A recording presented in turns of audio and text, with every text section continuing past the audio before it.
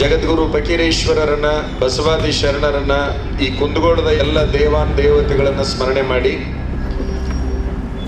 ಈ ಒಂದು ಗಾಂಧಿ ವೃತ್ತದಲ್ಲಿ ನಡೆದಿರುವಂತಹ ಮತದಾರರ ಜಾಗೃತಿ ಸಮಾರಂಭದ ವೇದಿಕೆಯಲ್ಲಿ ವಿರಾಜಮಾನರಾಗಿರುವಂತಹ ಪೂಜ್ಯ ಸವನೂರು ದೊಡ್ಡ ಹುಣಸಿ ಕಲ್ಮಠದ ಪೂಜ್ಯರನ್ನ ಮೊದಲು ಮಾಡಿಕೊಂಡು ಎಲ್ಲ ಪೂಜ್ಯರಲ್ಲಿ ಪ್ರಣಾಮಗಳನ್ನು ಸಲ್ಲಿಸಿ, ಯಾವತ್ತು ಈ ಕುಂದಗೋಳ ನಗರದ ಮಹಾಜನಗಳೇ ಮತ್ತು ವರದಿಗಾರರೇ, ಕಾರ್ಯಕರ್ತರೇ, ಮುದ್ದು ಮಕ್ಕಳೇ,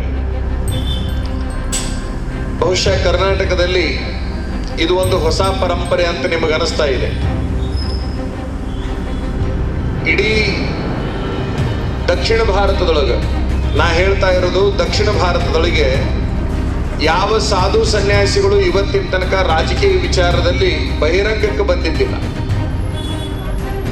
ಆದರೆ ಉತ್ತರ ಭಾರತದಲ್ಲಿ ಬಹುಸಂಖ್ಯಾತ ಸಾಧು ಸನ್ಯಾಸಿ ಸ್ವಾಮಿಗಳು, ಕಾವಿಧಾರಿಗಳು ಎಂಪಿಗಳಾಗಿದ್ದಾರೆ, MLAಗಳಾಗಿದ್ದಾರೆ, ಮುಖ್ಯಮಂತ್ರಿಗಳಾಗಿದ್ದಾರೆ.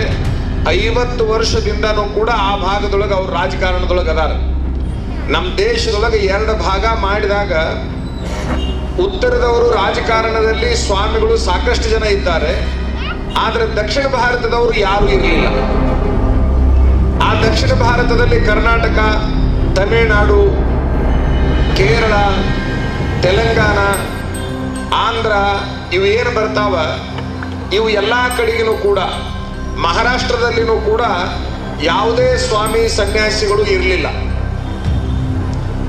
ಮೊದಲನೇ ಸಾರಿ ಹೋದ ವರ್ಷ ಅಂದ್ರೆ ಹೋದ ಚುನಾವಣೆಯಲ್ಲಿ, MP ಚುನಾವಣೆಯಲ್ಲಿ ಒಬ್ಬ ಲಿಂಗಾಯತ ಸ್ವಾಮಿಗಳು ಸೊಲ್ಲಾಪುರ ನಗರದಿಂದ MP ಇಲೆಕ್ಷನ್ಗೆ ನಿಂತುಕೊಂಡು ಗೆದ್ದು ಬಂದರು.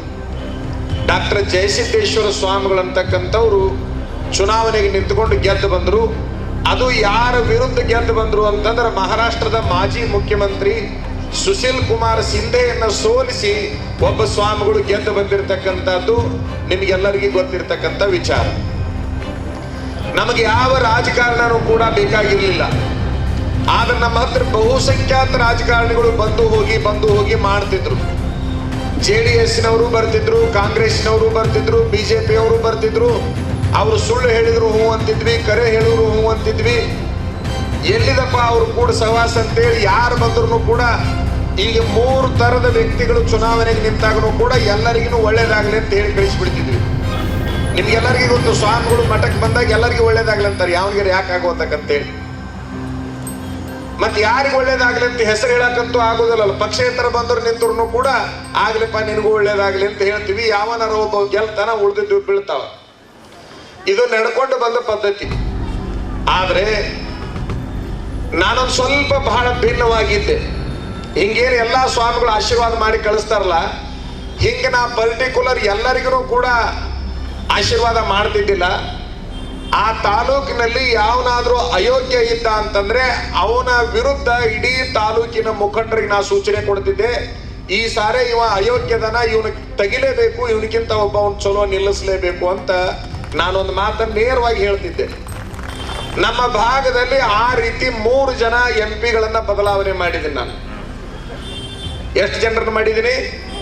3 ಜನ MPಗಳನ್ನ ಬದಲಾವಣೆ ಮಾಡಿದ್ರೆ ಆ ಹೆಸರು ಹೇಳೋದು ಬೇಕಾಗಿಲ್ಲ, ಅವ್ರಿಗೆ ಗೊತ್ತೈತಿ. ಹಾವೇರಿ ಮತಕ್ಷೇತ್ರದಲ್ಲಿ 3 ಜನರ ಬದಲಾವಣೆಗೆ ಲಿಂಗಾಲೇಶ್ವರ ಸ್ವಾಮಿಗಳದ್ದು ಹೋರಾಟ ಬಹಳ ಬಲವಾದ ಕಾರಣ ಆಗಿತ್ತು. ಹಾವೇರಿ ಮತಕ್ಷೇತ್ರದೊಳಗ, ಸಿರಹಟ್ಟಿ ಮತಕ್ಷೇತ್ರದೊಳಗೂ ಕೂಡ ಆ ರೀತಿ ನಾವು ಮಾಡಿದ್ವಿ. ಬಸವ ಕಲ್ಯಾಣ ತನಕನೂ ಕೂಡ ನಾವು ಆ ರೀತಿ ಕೆಲಸ ಮಾಡಿದ್ವಿ. ಆದ್ರೆ ನಾವು ರಾಜಕಾರಣಕ್ಕೆ ಹೋಗಿದ್ದಿಲ್ಲ. ಈ ಮನುಷ್ಯ ಅಯೋಗ್ಯದನ, ಜನರ ಬಗ್ಗೆ ಕಳಕಳಿ ಇಲ್ಲ, ರೈತರ ಬಗ್ಗೆ ಕಳಕಳಿ ಇಲ್ಲ, ವಿದ್ಯಾರ್ಥಿಗಳ ಬಗ್ಗೆ ಕಳಕಳಿ ಇಲ್ಲ, ಇವ ಕೆಲಸ ಮಾಡೋದಿಲ್ಲ, ಇವನಿಗೆ ಅವಕಾಶವನ್ನ ಕೊಡಬೇಡ್ರಿ ಅಂತ ಹೇಳಿ ಮೊದಲನೇದಾಗಿ ಪಕ್ಷದವ್ರಿಗೆ ಹೇಳ್ತಿದ್ವಿ, ಹೈಕಮಾಂಡ್ನವರಿಗೆ. ಅದರ ನಂತರದಲ್ಲಿ ಅವ್ರು ಏನಾದ್ರೂ ಟಿಕೆಟ್ ಕೊಟ್ರಪ್ಪ ಅಂದ್ರೆ ಮತದಾರರಿಗೆ ಹೇಳುವಂತ ಕೆಲಸವನ್ನ ನಾವು ಮಾಡ್ಕೊಂತ ಬಂದೀವಿ. ಯಾರನ್ನ ವಿರೋಧ ಮಾಡೀವಿ ಅವ್ರನ್ನ ಮೂಲಿಗುಂಪು ಮಾಡುವಂತ ಕೆಲಸದೊಳಗೆ 100ಕ್ಕೆ 100 ನಾವು ಯಶಸ್ವಿ ಆಗಿದ್ದೀವಿ ಅಂತಕ್ಕಂಥ ವಿಶ್ವಾಸ ನಮಗೆ ಐತಿ. ಅದು ಬಹಳ ಜನ ರಾಜಕಾರಣಿಗಳು ಗೊತ್ತಿದೆ. ಇದು ಈಗಿನಿಂದ ಮಾಡಕತ್ತಿಲ್ಲ ನಾವು. ಉಪನಾಳ ಗುಳಪ್ಪ ಅಂತೇನು ನಮ್ಮ ತಾಲೂಕಿನ MLA ಇದ್ರಲ್ಲ, ಅವರು ಮಾಜಿ ಆಗಿದ್ರು ನಾನು ಪಟ್ಟಾದಾಗ. ಅವಾಗಿನ ದಿವಸನೇ ನಾನು ಬಹಳ ಬಲವಾಗಿ ವಿರೋಧ ಮಾಡಿದ್ದೆ. ಅವರೊಂದು ಮಾತು ಹೇಳಿದ್ರು, ಮತ್ತ ವೀರ ಗಂಗಾಧರ ಜಗದ್ಗುರು ಮುಕ್ತಿ ಮಂದಿರದ ವೀರ ಗಂಗಾಧರ ಜಗದ್ಗುರು ಈ ರೂಪದಾಗ ಹುಟ್ಟಿ ಬಂದ ಅನ್ನುವಂತ ಮಾತನ್ನು ಉಪನಾಳ ಗುಳಪ್ಪ ನಾ ಇನ್ನೂ 18 ವರ್ಷದ ಸ್ವಾಮಿ ಇದ್ದಾಗ ನನಗೆ ಹೇಳಿದ್ದ. ಆದ್ರೆ ನನ್ನ ಉದ್ದೇಶ ಇಷ್ಟೇ, ಒಂದು ಸಾರಿ ಧರ್ಮದ ಸ್ಥಾನದಲ್ಲಿ ಕುಂತೀವಿ ಅಂತಂದ್ರೆ ಪಾಪವನ್ನು ಪುಣ್ಯವನ್ನು ಒಂದೇ ದೃಷ್ಟಿಕೋನದಲ್ಲಿ ನೋಡುವ ಜಾಯಮಾನ ಸ್ವಾಮಿಗಳದಾಗಿರಬಾರ್ದು, ಸನ್ಯಾಸಿಗಳದಾಗಿರಬಾರ್ದು. ಯಾವುದು ಸರಿ ಅದನ್ನು ಸರಿ ಅನ್ಬೇಕು, ಯಾವುದು ತಪ್ಪು ಅದನ್ನು ತಪ್ಪು ಅನ್ಬೇಕು ಅಂತಕ್ಕಂಥದ್ದು ನಮ್ಮ ಸಿದ್ಧಾಂತ ಅಲ್ಲ, ಈ ದೇಶದ ಸಿದ್ಧಾಂತ ಅನ್ನುವಂಥದ್ದನ್ನು ನಿಮ್ಮ ಗಮನಕ್ಕೆ ನಾವು ತರಲಿಕ್ಕೆ ಇಚ್ಛಾ ಪಡ್ತೀವಿ. ನಿಮಗೆಲ್ಲ ಗೊತ್ತು, ಚಾಣಕ್ಯನ ಬಗ್ಗೆ ನಿಮಗೆ ಬಹಳ ಚಲೋ ಗೊತ್ತೈತಿ. ಚಾಣಕ್ಯನ ಬಗ್ಗೆ ಚಾಣಕ್ಯ ನಂದ ಮಹಾರಾಜನಿಗೆ ಹೇಳಲಿಕ್ಕೆ ಹೋಗ್ತಾನ, ನೀನು ಜನರ ಬಗ್ಗೆ ಕಳಕಳಿ ಉಳ್ಳವನಾಗಿಲ್ಲ, ಸದಾಕಾಲ ವಿಷಯ ಲಂಪಟನಾಗಿದೆಯಾ, ನೀ ಅರಮನೆಯನ್ನು ಬಿಟ್ಟು ಹೊರಗೆ ಬರುವುದಿಲ್ಲ, ಜನರ ಏನು ಸುಖ ದುಃಖಗಳದವ ಅವನ್ನೆಲ್ಲ ಕೇಳೋದಿಲ್ಲ, ನೀನು ಆ ರೀತಿ ಮಾಡಬಾರ್ದು, ನೀನು ಪ್ರಜೆಗಳ ಪಾಲಕನಾಗಿರ್ಬೇಕೇ ಹೊರತಾಗಿ ಪ್ರಜೆಗಳನ್ನ ನಿರ್ಲಕ್ಷ್ಯ ಮಾಡಿದೀಯಾ, ಇದು ಪದ್ಧತಿ ಅಲ್ಲ ಅಂತೇಳಿ ಅರಮನೆಗೆ ಹೋಗಿ ನಂದ ಮಹಾರಾಜನಿಗೆ ಚಾಣಕ್ಯ ಹೇಳ್ತಾನೆ. ಗಂಡು ಹುಡುಗರೆಲ್ಲ ನೆನಪಿನಾಗ ಇಟ್ಕೋಬೇಕು, ಒಳ್ಳೆ ವಯಸ್ಸಿನ ಹುಡುಗರು ಬಂದು ನಿಂತಿರಿ. ಎಲ್ಲಿ ತನಕ ನಮ್ಮಲ್ಲಿ ನ್ಯಾಯ ನಿಷ್ಠುರತೆ ಬರೋದಿಲ್ಲ, ಎಲ್ಲಿ ತನಕ ಸತ್ಯವನ್ನು ಹೇಳುವ ಶಕ್ತಿ ನಮ್ಮ ಹತ್ರ ಬರೋದಿಲ್ಲ, ಅಲ್ಲಿ ತನಕ ಯಾವುದು ಬದಲಾವಣೆ ಆಗೋದಿಲ್ಲ ಅಂತಕ್ಕಂಥದ್ದನ್ನ ಗಮನಿಸ್ಬೇಕಾಗ್ತದೆ.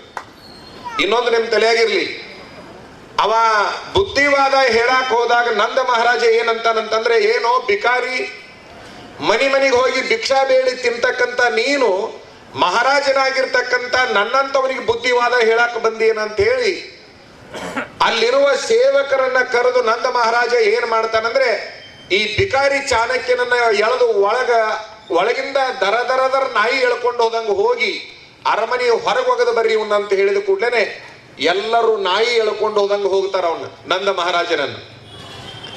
ನಂದ ಮಹಾರಾಜ ಹೇಳಿದ ಕೂಡಲೇ ಚಾಣಕ್ಯನನ್ನ ಎಳ್ಕೊಂಡು ಹೋಗ್ತಾರೆ. ಒಂದು ವಿಶೇಷ ನಿಮ್ಮ ಗಮನದಾಗಿರ್ಲಿ, ಅವ ಹೌದು ಮನಿ ಭಿಕ್ಷಾ ಬೇಡ್ಕೊಂಡು ತಿಂತಿದ್ದ.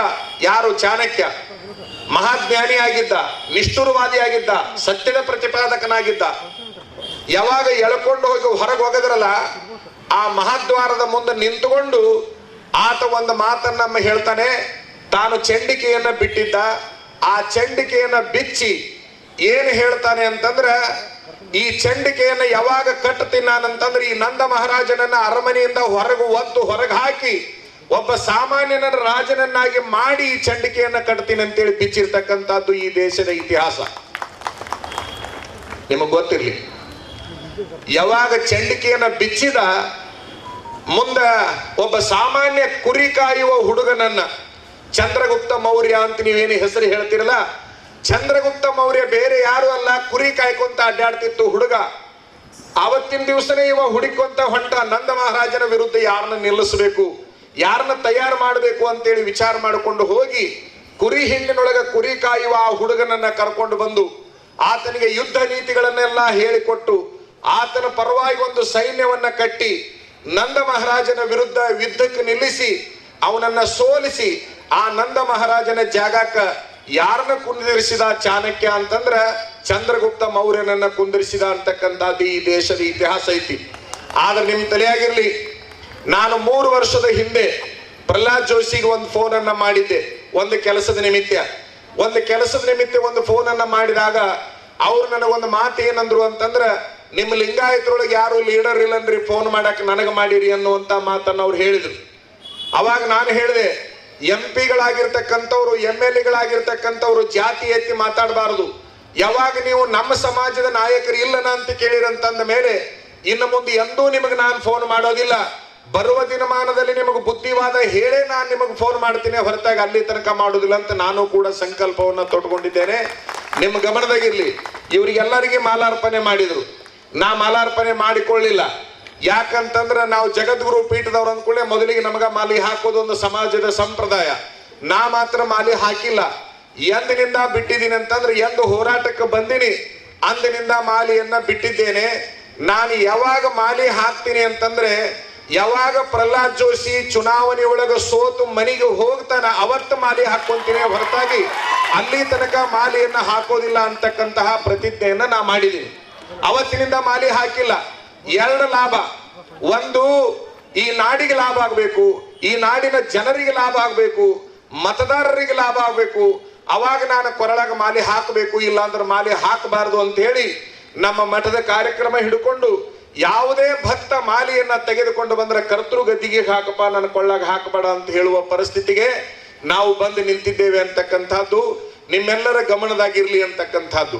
ಸ್ವಾಮಿಗಳು ಬಹಿರಂಗಕ್ಕ ಬಂದಿರುವಂತಹ ಉದಾಹರಣೆ, ನಾನು ಮಾತ್ರ ಬಹಿರಂಗಕ್ಕೆ ಬಂದಿದ್ದೆ, ಉಳಿದ ಸ್ವಾಮಿಗಳನ್ನ ಯಾರನ್ನು ಕೂಡ ಹೊರಗೆ ತಂದಿದ್ದಿಲ್ಲ. ಒಂದೇ ಒಂದು ಸಾರಿ ಸ್ವಾಮಿಗಳನ್ನ ಎಲ್ಲರನ್ನು ಬೆಂಗಳೂರಿಗೆ ಕರ್ಕೊಂಡು ಹೋಗಿದ್ದೆ ನಾನು. 517 ಮಠಾಧಿಪತಿಗಳನ್ನ ಯಡಿಯೂರಪ್ಪನ ತಳಗಿಳಿಸುವಂತಹ ಒಂದು ಕೆಟ್ಟ ಸಂದರ್ಭದಲ್ಲಿ ಇಳಿಸಬಾರದು, ಇನ್ನು 1.5 ವರ್ಷ ಅಧಿಕಾರದೊಳಗೆ ಅವ್ರು ಇರ್ಲಿ, ಯಜಮಾನದಾನ ಈ ರಾಜ್ಯವನ್ನ ಕಟ್ಟಿ ಬೆಳೆಸ್ಯಾನ, ಪಕ್ಷವನ್ನ ಕಟ್ಟಿ ಬೆಳೆಸ್ಯಾನ, ಬಿಟ್ಟು ಬಿಡ್ರಿ 1.5 ವರ್ಷ ಅಂತೇಳಿ ಹೇಳಿದ್ರೆ ಬಹುಶಃ ನಿಮ್ಮ ಗಮನದಾಗಿರ್ಲಿ, ಪ್ರಹ್ಲಾದ್ ಜೋಶಿ ತಾ ಮುಖ್ಯಮಂತ್ರಿ ಆಗಬೇಕನ್ನೋ ಒಂದೇ ಒಂದು ಕಾರಣಕ್ಕೆ ಯಡಿಯೂರಪ್ಪನ ತಳಗಿಳಿಸುವಂತ ಪ್ರಯತ್ನ ಮಾಡಿದಾಗ ಅವತ್ತಿನ ದಿವಸ ನಾವು ಬಹುದೊಡ್ಡ ಹೋರಾಟವನ್ನ ಮಾಡಿದ್ವಿ. ಮಠಾಧಿಪತಿಗಳನ್ನ ಅವತ್ತಿನ ದಿವಸ ಬಹಿರಂಗಕ್ಕೆ ತಗೊಂಡು ಬಂದಿವಿ. ಅವತ್ತಿನ ದಿವಸ ಬೆಂಗಳೂರೊಳಗೆ ಒಂದು ಹೇಳಿಕೆಯನ್ನ ಕೊಟ್ಟಿವಿ. ಯಡಿಯೂರಪ್ಪನವ್ರು ರಾಜೀನಾಮೆ ಕೊಟ್ಟು ಕಣ್ಣೀರ್ ಹಾಕಿದಂತ ಸಂದರ್ಭದಲ್ಲಿ ಆ ಕಣ್ಣೀರನ್ನ ನಾವು ಸವಾಲಾಗಿ ತಗೊಂಡಿವಿ. ಅದೇ ಕಣ್ಣೀರಿನೊಳಗೆ ಈ ಪಕ್ಷ ತೇಲಿ ಹೋಗುವಂಗ ಮಾಡೇ ತೀರ್ತೀವಿ ಅಂತಕ್ಕಂತಹ ಒಂದು ಮಾತನ್ನ ನಾವು ಹೇಳಿದ್ವಿ. ಇವತ್ತಿನ ದಿವಸ ಅವ್ರಿಗೆ ಅಂತ ಪರಿಸ್ಥಿತಿ ಬಂದಿದೆ ಅಂತಕ್ಕಂಥದ್ದನ್ನ ನಿಮ್ಮ ಗಮನಕ್ಕೆ ನಾವು ತರಲಿಕ್ಕೆ ಇಚ್ಛಾ ಪಡ್ತೀವಿ. ನಾವು ಕಾಂಗ್ರೆಸ್ಸಿನ ಪ್ರೀತಿ ಮಾಡಿದವರಲ್ಲ, ಬಿಜೆಪಿ ವಿರೋಧ ಮಾಡಿದವರಲ್ಲ, ಬಿಜೆಪಿ ಪ್ರೀತಿ ಮಾಡಿದವರಲ್ಲ, ಕಾಂಗ್ರೆಸ್ ಅನ್ನ ವಿರೋಧ ಮಾಡಿದವರಲ್ಲ. ಕಾಂಗ್ರೆಸ್ ದಾರಿ ಬಿಟ್ಟಾಗೂ ಕೂಡ ಬುದ್ಧಿವಾದ ಹೇಳುವ ಪ್ರಯತ್ನ ಮಾಡಿದೀವಿ. ಬಿಜೆಪಿ ದಾರಿ ಬಿಟ್ಟಾಗೂ ಕೂಡ ಬುದ್ಧಿವಾದವನ್ನ ಹೇಳುವಂತ ಪ್ರಯತ್ನ ಮಾಡಿದೀವಿ.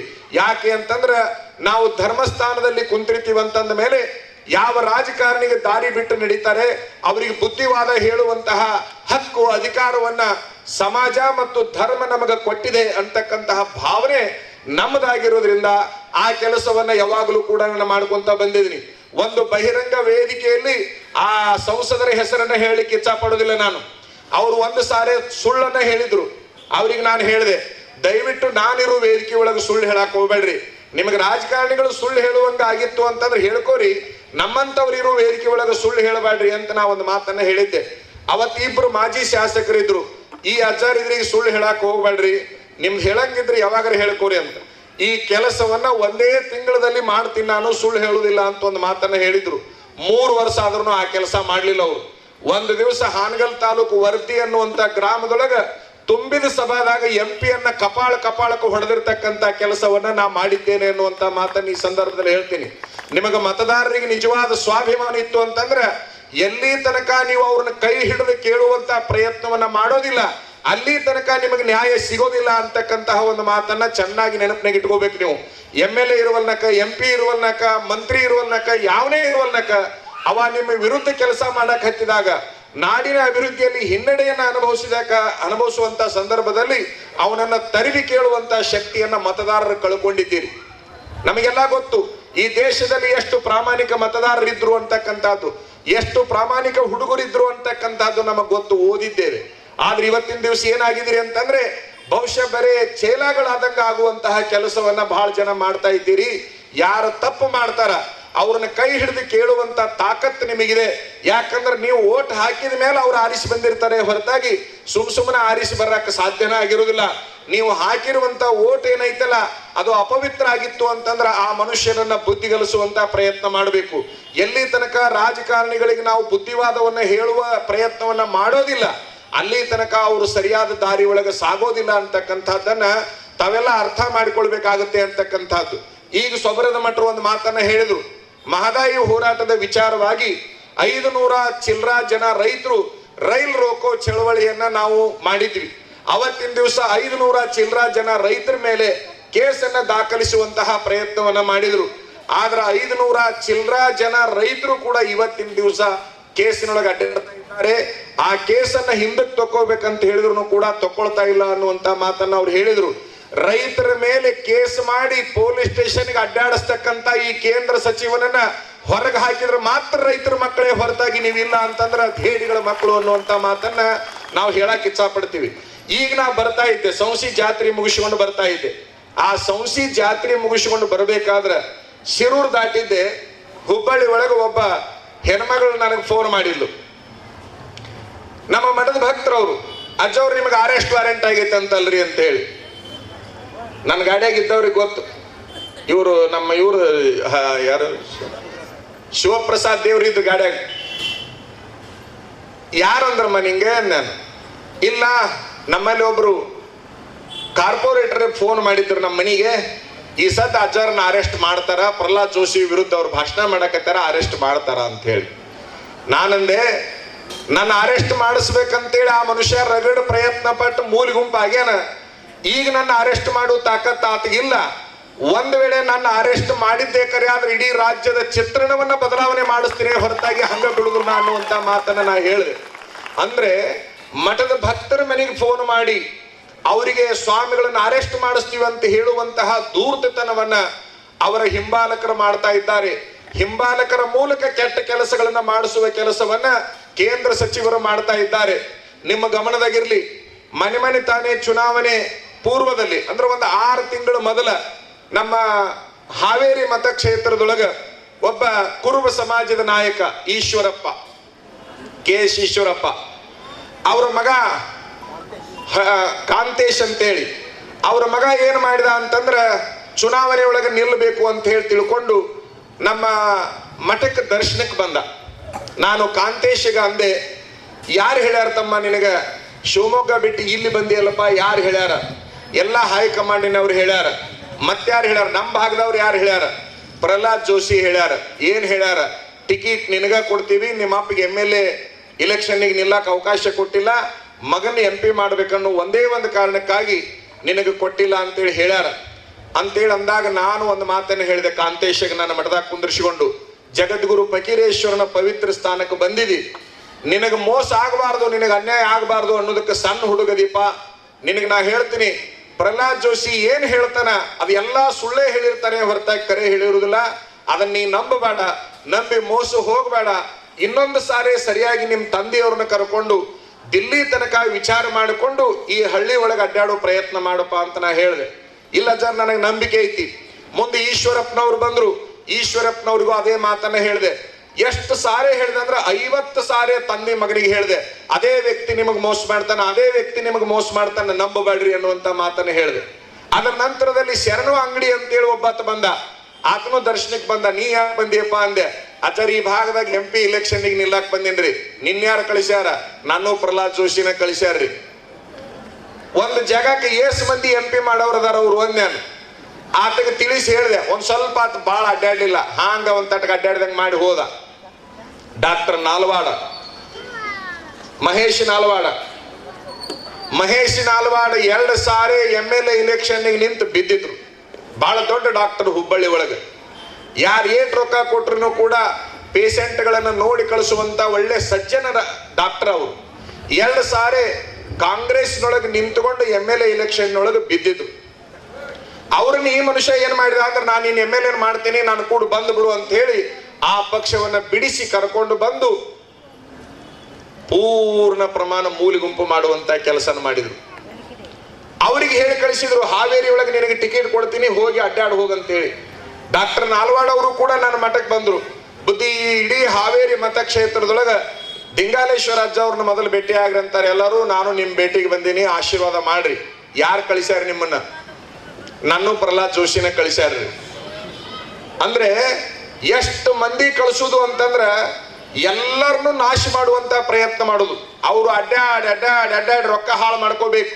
ಎಲ್ಲಿ ಬೇಕಲ್ಲಿ ನೀವೇನು ತುಸ ಹಗರಿರ್ತೀರ, ನೀವು ಕುಂತಿರ್ಲ ಮಂದಿ. ನೀವು ನಿಮ್ಮೂರಾಗ ಒಂದು ಗುಡಿ ಜಾತ್ರೆ ನಡೆದ್ರು ಆ ಚುನಾವಣೆಗೆ ನಿಲ್ಲವ್ರ ಮನೆಗೆ ಹೋಗ್ತೀರಿ. ನೀವು ಬೇಕಾದಷ್ಟು ಮಂದಿ ಇರ್ಲಿ, ಅವರು ಯಾವ ಲೆವೆಲ್ಗೆ ಆಗಿರಪ್ಪ ಅಂದ್ರೆ ಸಾಮೂಹಿಕ ಮದುವೆ ಮಾಡಿದ್ರು ಅವ್ರು ರೊಕ್ಕ ಬೇಕು ನಿಮಗ, ಗುಡಿ ಜಾತ್ರೆ ಮಾಡಿದ್ರು ಅವ್ರು ರೊಕ್ಕ ಬೇಕು ನಿಮಗ, ಅನ್ನ ದಾಸೋಹ ಮಾಡಿದ್ರು ಅವ್ರು ರೊಕ್ಕ ಬೇಕು ನಿಮಗ. ಪಾಪದ ರೊಕ್ಕದೊಳಗನ ಎಲ್ಲಾ ಕಾರ್ಯಕ್ರಮಗಳನ್ನ ಮಾಡಕ್ ಹತ್ಯಾರ ಜನಗಳು ಕೂಡ. ಅದು ಅಷ್ಟು ಪಾಪದ ರೊಕ್ಕನೇ, ಪುಣ್ಯದ ರೊಕ್ಕ ಅಲ್ಲ ಅದು. ಗುಡಿ ಒಳಗಿನ ದಾಸೋಹ ಸಹಿತ ಪಾಪದ ರೊಕ್ಕದಿಂದ ನಡೆಯಾಕತ್ತು. ದಾಸೋಹ ಸಹಿತ ಆ ರೀತಿ ನಡೆಯಾಕತ್ತು.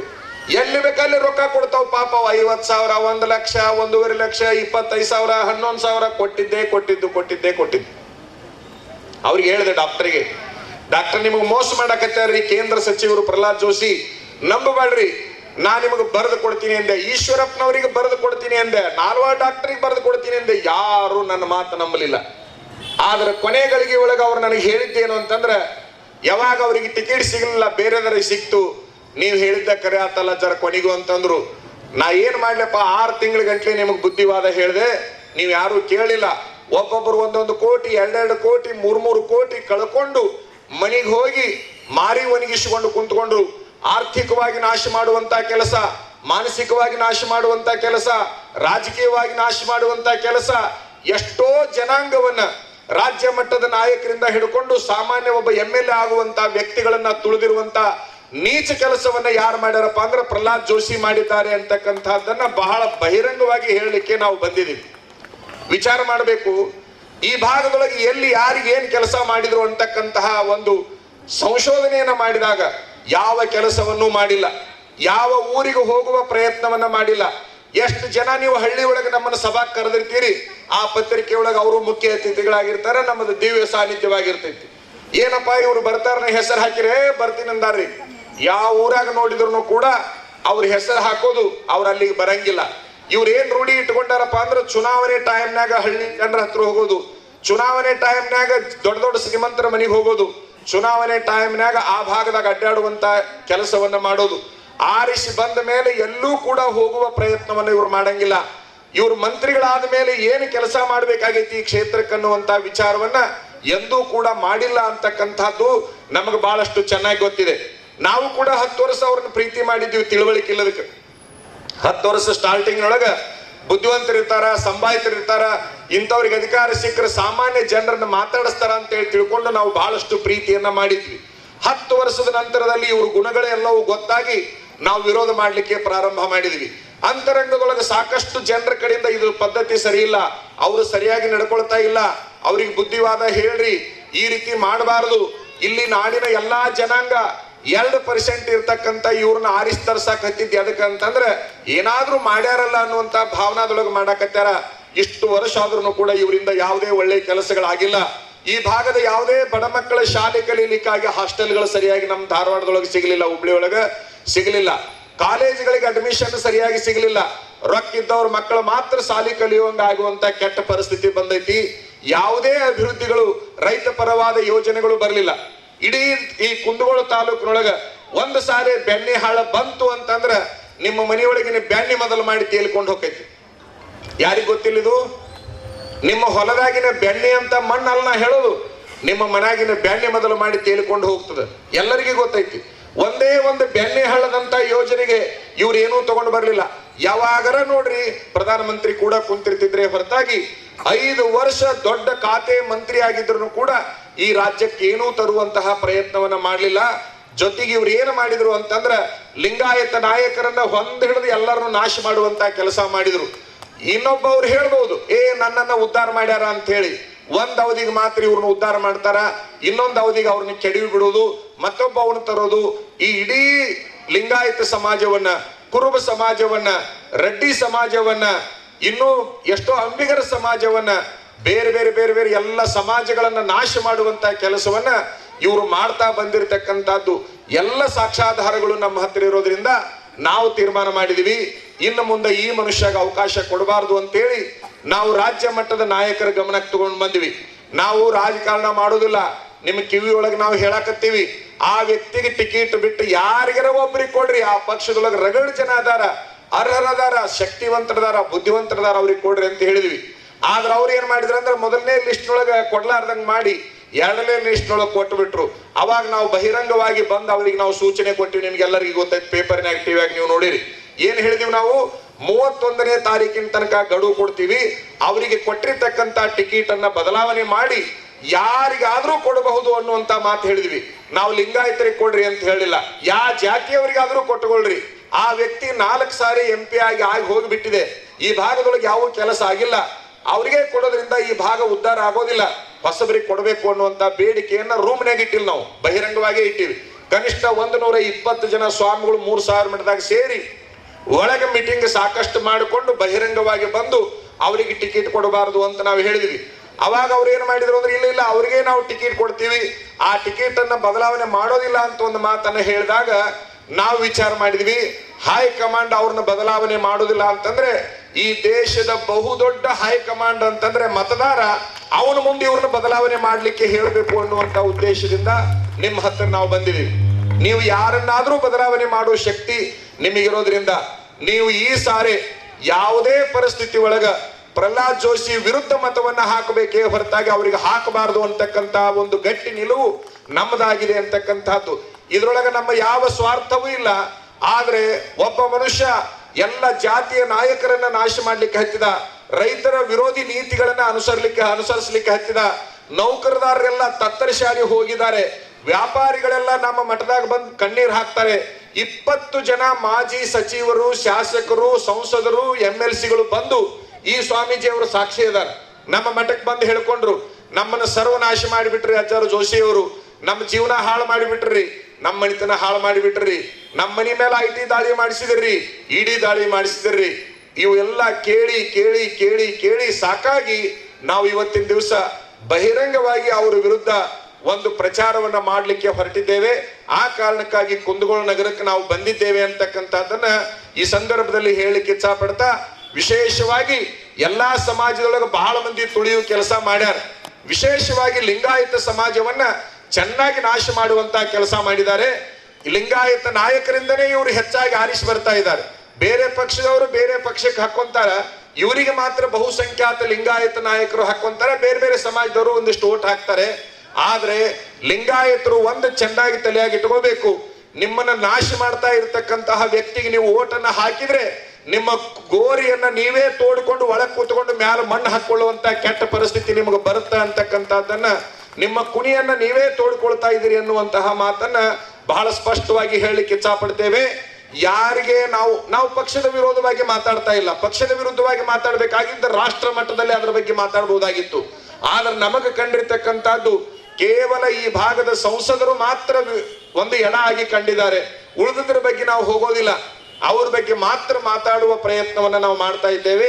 ತಾವೆಲ್ಲರೂ ಏನ್ ಮಾಡಬೇಕು ಅಂತಂದ್ರೆ, ಇವತ್ತಿನಿಂದ ಮತದಾನದ ದಿನದವರೆಗೆ, ಕ್ಷಣದವರೆಗೆ ಒಬ್ಬೊಬ್ಬರು ಒಂದೊಂದು 100 ಜನ ಬದಲಾವಣೆ ಮಾಡಿದ್ದೇ ಕರೆ ಆದ್ರೆ ಈ ಮನುಷ್ಯನಿಗೆ ಅಳಿಗಾಲ ಆಗ್ತದೆ, ನಿಮಗೆಲ್ಲ ಉಳಿಗಾಲ ಆಗುತ್ತೆ ಅಂತಕ್ಕಂತಹ ಒಂದು ಮಾತನ್ನ ಈ ಸಂದರ್ಭದಲ್ಲಿ ಬಹಿರಂಗವಾಗಿ ನಿಮ್ಮೆಲ್ಲರ ಗಮನಕ್ಕೆ ನಾವು ತರಲಿಕ್ಕೆ ಇಚ್ಛಾ ಪಡ್ತಾ, ನೀವೆಲ್ಲ ಹೆಣ್ಮಕ್ಳದಿರ್ಲ, ನಿಮ್ಮ ಮನೆಯೊಳಗೆ ಗಣಮಕ್ಳು ಅಂತ ಇರ್ತಾರ. ಆ ಗಣಮಕ್ಳು ಯಾರು ಕೂಡ್ರ ಜಗಳಕ್ಕ ಪಗಳಕ್ಕ ಬಿದ್ದು ಅಂತಂದ್ರೆ ನೀವು ಬಹಳ ತಲೆ ಕೆಡಿಸಿಕೊಳ್ಳೋದ್ರು. ಹೆಣ್ಮಕ್ಳು ಏನೇನ ಗಂಡಸರು ಜಗಳ ಮಾಡಕತ್ತ ಬಿಡು ಹೋಲೆ ಕಡೆ ಅಂತೇಳಿ ಸುಮ್ಮನೆ ಇರ್ತೀರಿ. ನಿಮ್ಮ ಗಂಡಸರ ಮೇಲೆ ಪೂರ್ತಿ ದಾಳಿ ಆಗಕ್ ಹತ್ತಿದಾಗೂ ಕೂಡ ನೀವು ಸುಮ್ಮ ಕುಂದ್ರುದಿಲ್ಲ. ಕುಂದಿರ್ತೀರಿ ನಾವ? ನಿಮ್ಮ ಗಂಡ ಯಾರ್ದಾರ ಕೂಡ ಜಗಳ ಮಾಡಕತ್ತಿದ್ರು ಸುಮ್ಮನೆ ನೀವು ಇರ್ತೀರಿ, ಹೌದಲ್ಲ? ಅತಿ ಅವನ ಜೀವಕ್ಕೆ ಕೂತು ಬಂದಾಗ ನೀವೇನ್ ಮಾಡ್ತೀರಿ? ಏನ್ ಮಾಡ್ತೀರಿ ಹೇಳ್ರಿ? ಇಷ್ಟು ನನ್ನ ಗಂಡಗೆ ತ್ರಾಸ ಆಗೈತಿ ಅಂತಂದ ಮೇಲೆ ಇನ್ನು ನಾವು ಹೊರಗೆ ಕುಂದ್ರಬಾರ್ದಂತ ಹೇಳಿ ಬಾರೋ ಬಾಡ್ಯ ಅಂತೇಳಿ ಹೊರಗೆ ಬಂದು ನಿಲ್ತೀರ ಇಲ್ಲ? ಗಂಡ ಹೆದರಿದಾಗ ಹೊರಗೆ ಬರ್ತೀರ ಇಲ್ಲ? ನಾ ಕೇಳ್ತೀನಿ. ಗಂಡ ಹೆದರಿದಾಗ ಹೊರಗೆ ಬಂದ ತೀರ್ತೀರಿ ನೀವು, ಅವಾಗ ಗಂಡನ ಮರ್ಯಾದೆ ಉಳಿತೈತಿ, ಹೌದಲ್ಲ? ಹಂಗ ನನ್ನ ಸಮಾಜದ ಪ್ರಮುಖರು ಯಾವಾಗ ಹೇಳಿತನವನ್ನ ತೋರಿಸ್ಯಾರ ಅವಾಗ ನಾನು ಕೂಡ ಹೊರಗೆ ಬರುವಂತ ಪ್ರಯತ್ನವನ್ನ ಮಾಡಿದ್ದೀನಿ. ಇವನಿಗೆ ಬುದ್ಧಿ ಕಲಿಸಲೇಬೇಕನ್ನುವಂತಹ ಒಂದು ಸಿದ್ಧಾಂತಕ್ಕೆ ಬಂದಿದ್ದೇನೆ. ಏನಾಗುತ್ತೋ ಗೊತ್ತಿಲ್ಲ, ಅದು ಪರಮಾತ್ಮನಿಗೆ ಬಿಟ್ಟು ವಿಚಾರ. ಆದ್ರೂ ಒಂದು ಮಾತ್ರ ಸತ್ಯ, ನೀವೆಲ್ಲ ಗಂಡು ಹುಡುಗರು ಜಾಗೃತರಾಗಬೇಕು. ಯಾವುದೇ ಒಬ್ಬ ಪಕ್ಷದ ರಾಜಕಾರಣಿ ದಾರಿ ಬಿಟ್ಟಂತ ಸಂದರ್ಭದಲ್ಲಿ ಅವನಿಗೆ ಮನವಿ ಮಾಡಿಕೊಳ್ಳಾಕ ಹೋಗ್ಬೇಡ್ರಿ, ವಿನಂತಿ ಮಾಡಿಕೊಳ್ಳಾಕ ಹೋಗ್ಬೇಡ್ರಿ. ಅವನ ಕೈ ಹಿಡಿದು ಈ ಕೆಲಸ ಮಾಡೋ, ನೀ ಕೆಲಸ ಮಾಡೋ ಸಲುವಾಗಿ ನಿನ್ನ ಆರಿಸ್ತಂದೈತಂತ ಕೇಳುವ ಅಧಿಕಾರ ನಿಮಗೈತಿ ಅಂತಕ್ಕಂಥದ್ದನ್ನ ನೀವು ಗಮನದಾಗ ಇಟ್ಕೊಳ್ಬೇಕು. ಎಲ್ಲಿವರೆಗೆ ಸಾಹೇಬ್ರ ಸಾಹೇಬ್ರ ಸಾಹೇಬ್ರ ಅಂತ ಅಡ್ಡಾಡ್ತೀರಿ ಅಲ್ಲಿ ತನಕ ನಿಮ್ಮನ್ನ ಅವರು ಮೂಲಿ ಗುಂಪು ಮಾಡ್ತಾರ ಅಂತಕ್ಕಂಥದ್ದು ಆತ್ಮಾವಲೋಕನ ಮಾಡಿಕೊಳ್ರಿ. ಬಾಳ ಹುಡುಗರು SSLC ಆದವ್ರದಿರಿ, PUC ಆದವ್ರದಿರಿ, BA BSc B.Ed MA MSc ಆದವ್ರು ಏನೇನೋ ಅದಿರಿ, ಡಿಗ್ರಿ ಆದವ್ರದಿರಿ. ಎಷ್ಟು ಜನ ನಮ್ಮ ಹತ್ರ ಬರ್ತೀರಿ? ಅಜ್ಜವ್ರು ಎಲ್ಲರೂ ಒಂದು ಪತ್ರ ಕೊಡ್ರಿ, ಯಾವ್ದಾರ ಒಂದು ಕಾರ್ಖಾನೆಯಾಗ ಸೇರಿಸ್ರಿ, ಯಾವ್ದಾರ ಒಂದು ನಿಮ್ಮ ಶಾಲೆಯಾಗರ ಸೇರಿಸಿಕೊರಿ. ಎಷ್ಟು ಜನ ನೀವು ಬರ್ತಾ ಇದ್ದೀರಿ? ನಾನು ನಿಮ್ಮನ್ನು ಕೇಳ್ತೀನಿ, 20 ವರ್ಷ ಕೇಂದ್ರದ ಅಧಿಕಾರದಲ್ಲಿ ಇರ್ತಕ್ಕಂಥ ವ್ಯಕ್ತಿ ಈ ಭಾಗದ ಯಾವುದಾದ್ರೂ ಓದಿರುವಂತ ಮಕ್ಕಳಿಗಾಗಿ, ಹೆಣ್ಣು ಮಕ್ಕಳಿಗಾಗಿ ಒಂದು ಉದ್ಯೋಗ ಮಾಡುವಂತ ಒಂದು ಸಣ್ಣ ಕೆಲಸವನ್ನ ಏನಾದ್ರೂ ತಂದು ಕೊಟ್ರೆ ಹೆಂಗ? ನೀವು ಬೆಂಗಳೂರಿಗೆ ಹೊಕ್ಕಿರಿ, ಬೆಂಗಳೂರೊಳಗೆ ನಿಮ್ಗೆ 12,000 ರೂಪಾಯಿ ಪಗಾರ, 10,000 ರೂಪಾಯಿ ಪಗಾರ. ಅದು ಎದಕ್ಕಪ್ಪ ಅಂತಂದ್ರೆ ತಿನ್ನಾಕ ಮತ್ತು ಒಂದು ರೂಮ್ನಾಗ ಇರಾಕ, ಅದಕ್ಕೆ ಆತೆ ಹೊರತಾಗಿ ನಿಮ್ಮವ್ವ ನಿಮ್ಗೆ 1,000 ರೂಪಾಯಿ ಕಳಿಸ್ಕೊಡು ಮಗನ ಬೆಂಗಳೂರಾಗದಿ ಅಂತಂದ್ರೆ ನಿನ್ನ ಹಣೆ ಬರಕ್ 1,000 ರೂಪಾಯಿ ಕಳಿಸುವಂತ ಶಕ್ತಿ ಇಲ್ಲ. ಹಂಗಾದ್ರೆ ಈ ಭಾಗದ ತರುಣರೆಲ್ಲ ದುರ್ಬಲರಾಗಿದ್ದು, ಈ ಭಾಗದ ತರುಣಿಯರೆಲ್ಲ ನಿರುದ್ಯೋಗಿಗಳಾಗಿದ್ದು, ಈ ಭಾಗದ ರೈತರೆಲ್ಲ ಬಹಳಷ್ಟು ತೊಂದರೆ ಒಳಗಿದ್ದು, ಈ ಭಾಗದ ಮಕ್ಕಳೆಲ್ಲ ಶಾಲಿ ಕಲೀಲಿಕ್ಕೆ ಬಳಲ್ತಾ ಇರ್ತಕ್ಕಂಥದ್ದು, ಈ ಭಾಗದ ರೋಗಿಗಳು ದವಾಖಾನೆಗೆ ಹೋದ್ರು ಅಂತಂದ್ರೆ ಸರಿಯಾದ ಉಪಚಾರ ಸಿಗೋದಿಲ್ಲ. ಮಣ್ಣಿನ ದಿವಸ ಗದಗ ಹತ್ರ ಒಂದು ಆಕ್ಸಿಡೆಂಟ್ ಆಯ್ತು, 5 ಜನ ಏಕಕಾಲಕ್ಕೆ ಸತ್ರು. 5 ಜನ ಏಕಕಾಲಕ್ಕೆ ಸತ್ರು. 3 ಕೂಸುಗಳು ಅಲ್ಲಿ ಬಿದ್ದಿದ್ದು. ಆ ಕೂಸುಗಳನ್ನ ನಾನೇನು ಮಾಡಿದೆ ಅಂದ್ರೆ ತೆಗೆದುಕೊಂಡು ಎಮರ್ಜೆನ್ಸಿ ನಾನು ಗದಗಿನ ಸರ್ಕಾರಿ ಹಾಸ್ಪಿಟ್ಲಿಗೆ ಬಂದೆ. ಅಲ್ಲಿ ಡಾಕ್ಟರ್ ಹೇಳಿದ್ರು, ಏನಂತ ಹೇಳಿದ್ರು, ಅಜ್ಜವ್ರ ಇವು ಉಳಿಯೋದಿಲ್ರಿ, ಗದಗಿನಾಗ ಇವ್ನ ಇಡಬೇಡ್ರಿ, ಎಮರ್ಜೆನ್ಸಿ SDM ತಗೊಂಡು ಹೋರಿ, KMC ಆಗಿಲ್ಲ ವ್ಯವಸ್ಥೆ ಅಂದೆ ನಾನು. KMC ಆಗಿ ಇವ್ನ ಯಾರು ಕೇಳಂಗಿಲ್ರಿ, ಇವು ಬದುಕಬೇಕನ್ನೋದು ಅಳಕತ್ತಿದ್ದೆ ನಾನು ಆ ಹೆಣದ ಮುಂದೆ ಹೋಗಿ. ಯಾರೋ ಮಕ್ಕಳವು ನನಗೆ ಸುದ್ದಿ ಗೊತ್ತಾದ ಕೂಡಲೇ ನಾವು ಓಡಿ ಹೋದೆ. ಆ 3 ಮಕ್ಕಳು ತಗೊಂಡು ಹೋಗಿ SDM ಹಾಕಿದೆ. ಗುಲ್ಬರ್ಗಾ ಜಿಲ್ಲಾದ ಮಕ್ಕಳು, ನಿಮ್ ತಲೆ ಒಳಗಿರ್ಲಿ, SDM ಯಾರ್ದೋ 3 ಮಕ್ಕಳನ್ನ 5 ಹೆಣನ ಆ ಕಡೆ ಪೋಸ್ಟ್ ಮಾರ್ಟಮ್ ಮಾಡಿ ಕಳಿಸಿ ಆ 3 ಕೂಸುಗಳನ್ನ ತೆಗೆದುಕೊಂಡು SDM ಹೋದ್ರೆ ಆ SDM ದಲ್ಲಿ ಡಾಕ್ಟರ್ ಕೇಳಿದ್ರು, ಡಾಕ್ಟರ್ ಕುಲಕರ್ಣಿ ಅಂತ ಯಾರೋ ಒಬ್ಬರಿದ್ದಾರೆ, ವಿಜಯ್ ಕುಲಕರ್ಣಿ ಏನೋ ಒಂದು ಹೆಸರಿದೆ. ಅವ್ರು ನನಗೆ ಅಲ್ಲಿ ಸಿಬ್ಬಂದಿ ಎಲ್ಲ ಕೇಳಿದ್ರು, ಇದು ಬಹಳ ದೊಡ್ಡ ಪ್ರಮಾಣ ಖರ್ಚು ಬರ್ತದೆ, 3 ಮಕ್ಕಳ ನಡುವೆ ಕನಿಷ್ಠ ಒಂದು 50 ಲಕ್ಷ ರೂಪಾಯಿ ಖರ್ಚಾಕತಿ, ಇದನ್ನ ಯಾರು ಕೊಡೋರು? ಇಲ್ಲಿ ತಂದೆ ತಾಯಿ ಸತ್ತು ಹೋಗ್ಯಾರ, ಈ ಕೂಸಿನ ತಂದೆ ತಾಯಿ ಈ ಕೂಸಿನ ತಂದೆ ತಾಯಿ ಸತ್ತು ಹೋಗ್ಯಾರ ಅಂತೀರಿ, ಇದನ್ನ ರೊಕ್ಕ ಕೊಡೋರು ಯಾರು ಅಂತಂದೆ ನಾ ವಿಚಾರ ಮಾಡಿದೆ. ನನ್ನ ಮಠದಾಗ ಏನಾದ್ರೂ ಸಂಪತ್ತಿದ್ರೆ ಅದನ್ನು ತಗೊಂಡು ನಾ ಏನ್ ಮಾಡ್ಲಿ, 3 ಕೂಸು ಬದುಕಿದ್ರೆ ಸಾಕು, ನಾ ಕೊಡ್ತೀನಿ ಅನ್ನುವಂತದ್ದಕ್ಕೆ ಸಹಿ ಹಾಕಿದೆ SDM ದೊಳಗೆ. 1 ವಾರ ದವಾಖಾನೆ ಒಳಗಿದ್ದೆ. ಅದರ ನಂತರದಲ್ಲಿ ಮತ್ತೊಂದು ಆಕ್ಸಿಡೆಂಟ್ ಆಯ್ತು. ಅದು ಯಾವುದು ಅಂತಂದ್ರೆ ನಮ್ಮ ಮಠದ ಗದ್ದಿಗೆ ಪೂಜಾ ಮಾಡೋ ಪೂಜಾರಿ ಅವನನ್ನ KMCಗೆ ಹಾಕ್ಬೇಕು ಅಂತಂದ್ರು. ನಿಮ್ಗೆಲ್ಲ ಒಂದು ಸಾರಿ ಬುದ್ಧಿ ಏನಾದ್ರೂ ಇದ್ರೆ KMCಗೆ ಹೋಗಿ ನೋಡ್ಕೊಂಡು ಬರ್ರಿ. ರಾಜ್ಯದ ಮುಖ್ಯಮಂತ್ರಿಗಳು ಹುಬ್ಬಳ್ಳಿಯವರು, ಕೇಂದ್ರ ಸಚಿವರು ಹುಬ್ಬಳ್ಳಿಯವರು, ಎಷ್ಟು ಜನ MLAಗಳು ಹುಬ್ಬಳ್ಳಿಯವರು. ಈ ಮಾನಗೇಡಿಗಳು ಬರೇ KMC ಒಳಗೆ ಒಂದು ಚಲೋ ವ್ಯವಸ್ಥೆಯನ್ನು ಇಡುವಂತ ಪ್ರಯತ್ನ ಮಾಡಿಲ್ಲ ಅಂತಕ್ಕಂಥದ್ದನ್ನ ನೀವು ಗಮನದಾಗ ಇಟ್ಕೋಬೇಕು. ಯಾವುದೇ ಪಕ್ಷದವರು ಇರ್ಲಿ, ಅವರು ಆ ಪಕ್ಷ ಈ ಪಕ್ಷದ ಬಗ್ಗೆ ನಾ ಹೇಳಕತ್ತಿಲ್ಲ. ಇವ್ರು ಮಾಡೋ ದಂಧೆ ಏನು? ಇವರಿಗೆ ಸಾಕಷ್ಟು ಚಲೋ ಮನೆಗಳಿರ್ತಾವ, ಇವರಿಗೆ ಸಾಕಷ್ಟು ದುಡ್ಡು ಸಿಗತೈತಿ, ಇವರಿಗೆ ಸಾಕಷ್ಟು ಅನುಕೂಲತೆಗಳು ಸಿಗತೈತಿ. ಆದ್ರೆ ಜನಸೇವೆ ಮಾಡ್ಬೇಕಂತಕ್ಕಂಥವ್ರು ಯಾರು ಇಲ್ಲ ಅಂತಕ್ಕಂಥದ್ದನ್ನ ಗಮನದಾಗ ಇಟ್ಕೋಬೇಕು. ಯಾವುದೇ ಹುಬ್ಬಳ್ಳಿ ಒಳಗಿನ ಚರಂಡಿಗಳ ಬದಲಾವಣೆ ಆಗಲಿಲ್ಲ, ರಸ್ತೆಗಳು ಬದಲಾವಣೆ ಆಗಲಿಲ್ಲ, ಶಿಕ್ಷಣ ವೈದ್ಯಕೀಯ ವ್ಯವಸ್ಥೆ ಬದಲಾವಣೆ ಆಗಲಿಲ್ಲ, ಕಲಿತಿರ್ತಕ್ಕಂಥ ಹುಡುಗರಿಗೆ ನೌಕರಿ ಅಂತಕ್ಕಂಥದ್ದು ಸಿಗಲಿಲ್ಲ. ಅದರ ಜೊತೆಗೆ ಇನ್ನೂ ನಿಮಗೆ ಹೇಳ್ಬೇಕಂದ್ರೆ ಸಾಮಾನ್ಯ ಸೌಲಭ್ಯಗಳಂತ ಏನದಾವ ಅವು ಯಾವೂ ಕೂಡ ಇವರಿಂದ ಸಿಗಲಿಲ್ಲ. ಹಂಗಾಗಿ 20 ವರ್ಷ ಒಬ್ಬ ಮನುಷ್ಯನಿಗೆ ಎಷ್ಟು ವರ್ಷ ಆಯುಷ್ಯ ಇರ್ತೈತ್ರಿ? ನಾನು ನಿಮ್ಮನ್ನು ಕೇಳ್ತೀನಿ, ಎಷ್ಟು ವರ್ಷ ಆಯುಷ್ಯ ಇರ್ತದೆ? 5 ವರ್ಷದಲ್ಲಿ ಯಾವನು ಸರಿಯಾಗಿ ಕೆಲಸ ಮಾಡೋದಿಲ್ಲ, ಅವನು ಮುಂದಿನ 5 ವರ್ಷಕ್ಕೆ ಬದಲಾವಣೆ ಮಾಡುವ ಸಾಹಸವನ್ನು ನೀವು ಮಾಡಲೇಬೇಕು. 20 ವರ್ಷ ಅಧಿಕಾರ ಕೊಟ್ಟು ನೋಡಿರಿ, ಈ ಮನುಷ್ಯನಿಂದ ಏನೂ ಆಗಿಲ್ಲ. ಆಗಿದ್ದೇನಾದ್ರೂ ಆಗಿದ್ರೆ ಎಲ್ಲರನ್ನು ತುಳಿಯೋ ಕೆಲಸ ಆಗೈತೆ ಹೊರತಾಗಿ ಎಲ್ಲರನ್ನು ಬೆಳೆಸೋ ಕೆಲಸ ಆಗಿಲ್ಲ. ಈ ಸಾರಿ ನೀವು ಅವನು ತುಳದೇ ತೀರ್ಬೇಕು ಅಂತಕ್ಕಂಥ ಒಂದು ಸಲಹೆಯನ್ನ ನಿಮಗೆ ನಾವು ಕೊಡ್ಲಿಕ್ಕೆ ಬಂದಿದ್ದೇವೆ ಅಂತಕ್ಕಂತಹ ಮಾತನ್ನ ನಿಮ್ಮೆಲ್ಲರ ಗಮನಕ್ಕೆ ನಾ ತರ್ಲಿಕ್ಕೆ ಇಚ್ಛಾ ಪಡ್ತಾ, ಯಾರು ನನ್ನ ಮುಂದೆ ಬಂದು ಅಳಾಕ್ ಹತ್ತಿದ್ರಲ್ಲ, ನಮಗೆ ಹಿಂಗ್ ಮಾಡ್ಯಾನ ಹಂಗ್ ಮಾಡ್ಯಾನ ಅಂತ, ಅವು ಓಸು ಅಲ್ಲೇ ಅದಾವ. ಈಗ ಇದಂತ ಕರ್ಮ. ಅವು ಮಠಕ್ಕೆ ಬಂದು ಅಳಾಕತ್ತಿದ್ವಲ್ಲ, ನಮ್ಮನ್ನ ಹಿಂಗ್ ಮಾಡ್ಯಾನ ಜರ ಹಂಗ್ ಮಾಡ್ಯಾನ ಅಂತೇಳಿ. ಮತ್ತೀಗ ನೀವು ಗಟ್ಟಿಯಾಗಿರಿ ಅಂತ ಕೇಳಿದ್ ನಾನು, ಗಟ್ಟಿಯಾಗಿರಿ.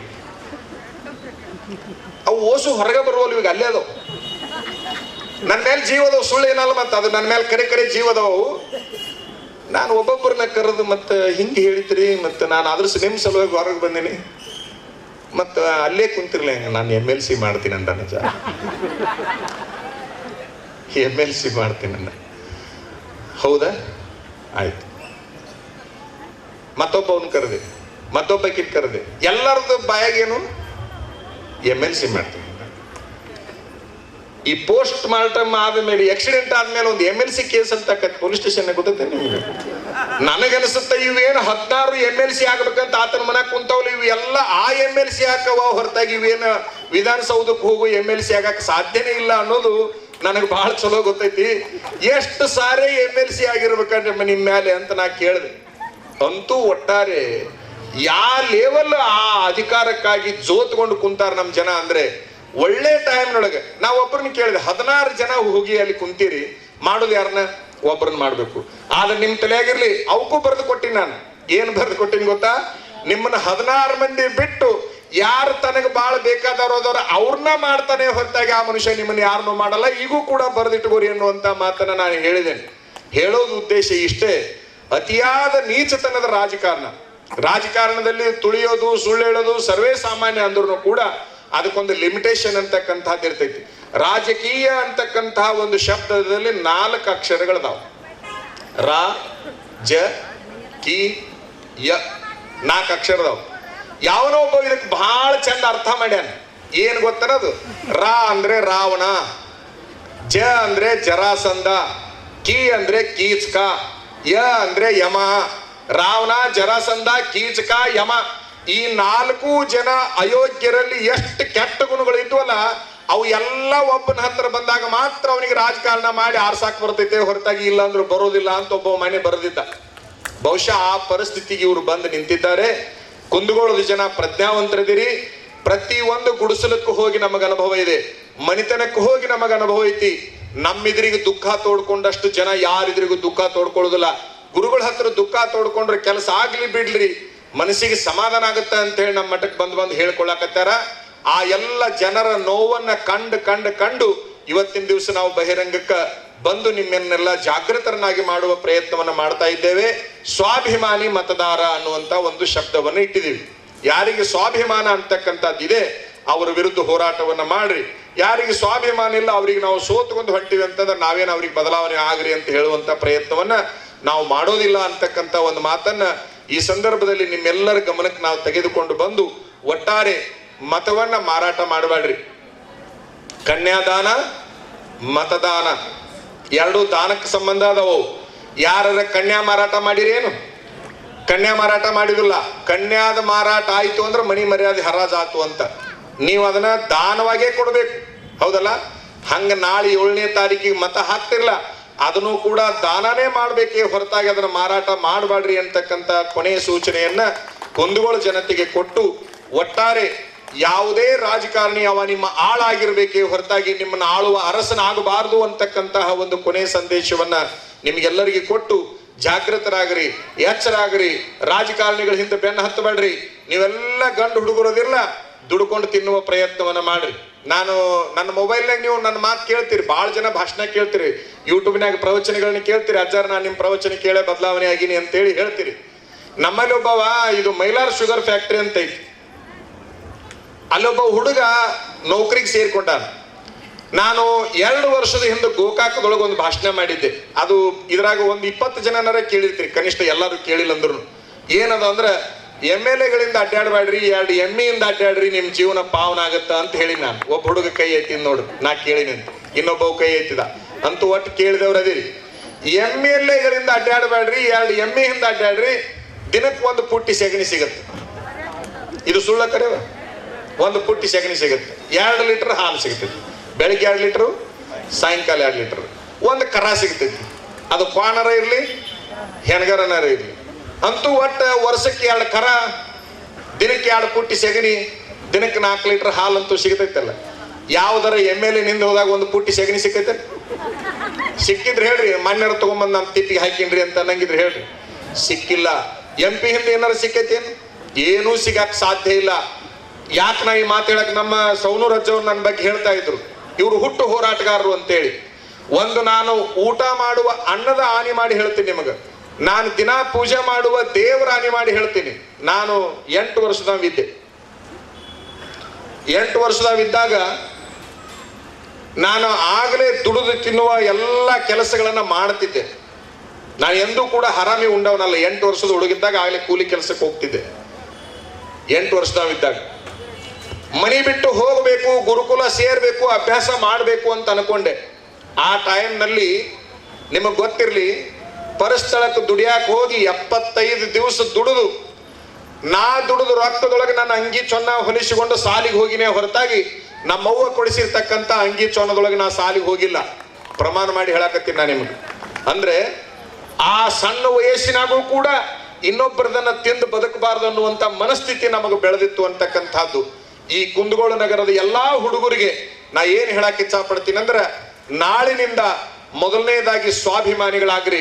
ಹರಾಮಿ ತಿನ್ನೋ ಕೆಲಸ ಮಾಡಬೇಡ್ರಿ, ಇನ್ನೊಬ್ಬರದನ್ನ ತಿನ್ನೋ ಕೆಲಸ ಮಾಡಬೇಡ್ರಿ, ಒಂದಿಷ್ಟು ಚಮಚಗಿರಿ ಮಾಡೋ ಕೆಲಸ ಮಾಡಬೇಡ್ರಿ, ನ್ಯಾಯ ನಿಷ್ಠುರಿಗಳಾಗ್ರಿ.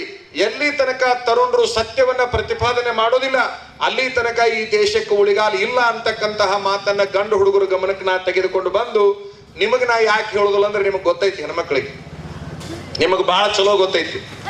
ಏನು ಗೊತ್ತೈತಿ ಅನ್ನೋದು ನನಗೆ ಗೊತ್ತೈತಿ. ಹಂಗಾಗಿ ನೀವು ಯಾವುದನ್ನ ನನ್ನ ಕಿವಿಯಾಗ ಹಾಕಬಾರ್ದಾಗಿತ್ತಲ್ಲ, ಈ ವೇದಿಕೆಯಾಗ ಅದನ್ನ ಹಾಕೇ ಬಿಟ್ರಿ ನೀವು. ಹಂಗಾಗಿ ನಾನು ನಿಮ್ಮ ಬಗ್ಗೆ ಏನು ಹೇಳಕ್ಕೆ ಹೋಗೋದಿಲ್ಲ. ಇವು ಹೆಣ್ಮಕ್ಳು ಏನು ತಿಳುವಳಿಕೆ ಇರ್ಲಾರ್ದಂಗೆ ಇರ್ತಾವಲ್ಲ, ಇವಕ್ಕೆಲ್ಲಕನ ಚಲೋ ಗೊತ್ತಿರ್ತೈತಿ, ಭಾಳ ಚಲೋ ಗೊತ್ತೈತಿ. ಏನೂ ಗೊತ್ತಿಲ್ಲದ ಹೆಣ್ಮಕ್ಳು ನಮ್ಮ ಮಠಕ್ಕೆ ಬಂದ್ರಂತಂದ್ರೆ ಏನವ ಮತ್ತೆ ಈ ಸರಿ ಹೆಂಗ್ ಮಾಡುವೈಕೆ ಅಂತ ನಾ ಕೇಳಿದೆ ಅಂದ್ರೆ, ಯಾಚ ನೀ ಹೇಳೋದು ನನಗೆಲ್ಲ ಗೊತ್ತಾಕತ್ತೇಳ, ನಾ ಮಾಡ್ತೀನಿ, ಏನ್ ಮಾಡ್ಬೇಕು ಮಾಡ್ತೀನಿ ಅಂತಾವ್. ಅಂದ್ರೆ ಅಷ್ಟು ಶಾನ್ಯರಾಗ್ಯಾವ. ನೀವ್ ಹೆಂಗ್ ಮಾಡ್ತೀರಪ್ಪ ಅಂತಂದ್ರ, ಇವ ಬಂದಂತಂದ್ಕೂಳಿ ಇವ್ನ ಜೆಂಡ ಹಿಡ್ಕೊಂಡು ಹೋಗಿರಿ, ಅವ ಬಂದಂತಂದ್ಕೂಳಿ ಅವ್ನ ಜೆಂಡ ಹಿಡ್ಕೊಂಡು ಹೋಗ್ಬಿಡ್ತೀರಿ. ಆದ್ರೆ ನಮ್ಮ ಹೆಣ್ಮಕ್ಳು ಮಾತ್ರ ಹಂಗ್ ಮಾಡೋ ಕೆಲಸ ಮಾಡಿಲ್ಲ. ಒಟ್ಟಾರೆ ನೀವು ಬದಲಾವಣೆ ಆಗ್ರಿ, ನೀವು ಬದಲಾವಣೆ ಆಗ್ರಿ.